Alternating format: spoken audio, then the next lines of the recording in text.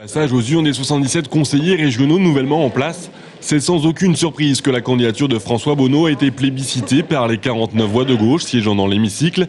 Un résultat ponctué d'une longue acclamation pour le président qui retrouve donc son siège après avoir cette fois-ci mené campagne. Quand on croit à la démocratie, bien évidemment, le fait d'être allé à la rencontre des habitants de la région, à la rencontre des citoyens, à la rencontre des électeurs et d'avoir obtenu le soutien est une concrétisation de la légitimité que l'on a apporté l'action ultérieurement. C'est donc un renforcement de la légitimité. Présent. La surprise a en revanche été entretenue depuis dimanche dernier par le candidat de l'UMP, Hervé Novelli. Il n'a confirmé que ce matin qu'il siégera bien au Conseil régional.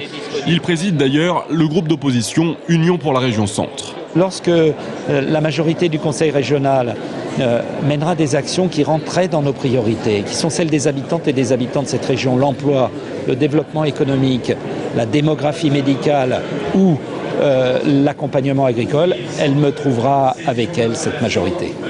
Mais une autre voix de l'hémicycle a fait entendre sa vigilance à l'égard de la majorité. Et cette voix vient de la majorité elle-même.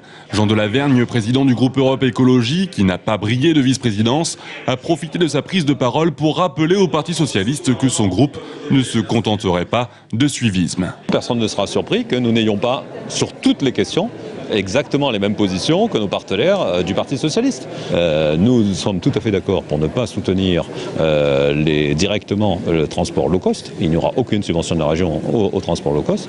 Nous continuerons à être vigilants pour savoir s'il ne pourrait pas y avoir des subventions indirectes au travers des subventions aux aéroports.